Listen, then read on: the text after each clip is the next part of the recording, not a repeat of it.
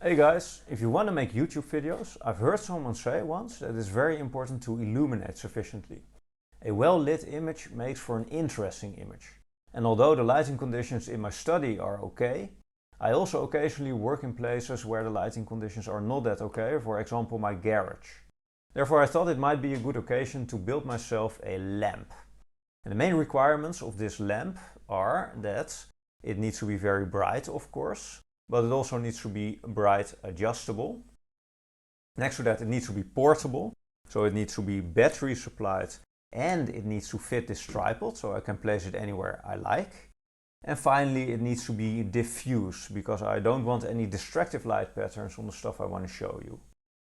In this video, I'll demonstrate you the build, so let's get to it. I start with choosing a light source. As it needs to be pretty bright, I thought these chip-on-board LEDs might suffice. They are supposed to be very bright. I've chosen these 10-watt ones as the voltage they should be supplied with is 9 to 12 volts, and this is still relatively easy to generate. For the higher power ones, I would need 30 to 36 volts, and this could pose some challenges, especially when the design needs to be portable. To be able to set the light intensity, I was planning on using a PWM circuit based on a 505 timer in combination with this ULN 2004 Darlington transistor array. To prevent aliasing problems with the camera, I will heavily filter the power line. I use a large inductor in series with the load to obtain a gradual buildup of current when the ULN switches on. To prevent a large increase in potential over the coil when the ULN switches off, I will use a flyback diode, and then to filter out any leftover ripple, I will use a capacitor in parallel with the load. In other words, I will make an improvised buck circuit to get a more or less constant voltage. To make the lamp portable, I will use a USB-C power delivery board so that I can supply the lamp using a regular USB-C power bank. To make the lamp diffuse, I am planning on using parchment paper. Ideally, there would be significant distance between the LEDs and the paper to get proper diffuse effects. However, this would require a bulky and complex frame, and that will become a very large lamp. I think I choose a more simple design for this one, trading off diffusivity to portability. To make it fit the tripod, I will make a simple bracket on the back of the lamp into which the clamp of the tripod can attach. So let's put it all together. I first solder the 505 timer on a perf board and test functionality. Indeed, filtering seems to be a good idea.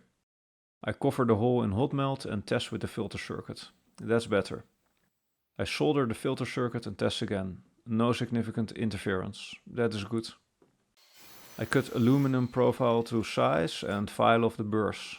From some wooden plate I cut a back panel, glue some aluminum foil to it and cut the excess off.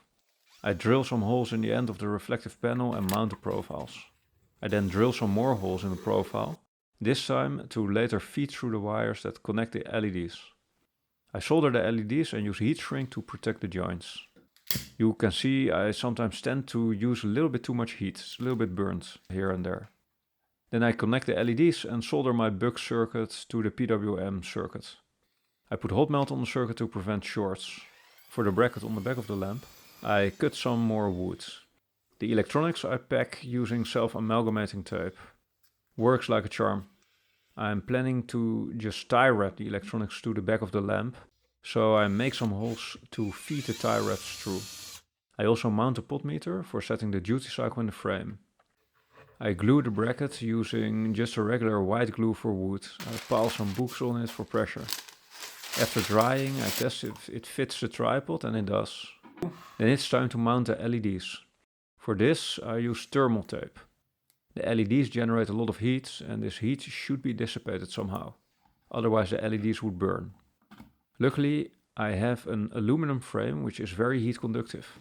For finishers, I tape the wires in the aluminum profile so they are less visible. And I mount the electronics to the back of the lamp using cable binders. I also put on the parchment paper using these small paper clips. Maybe not the neatest, but for now it gets the job done.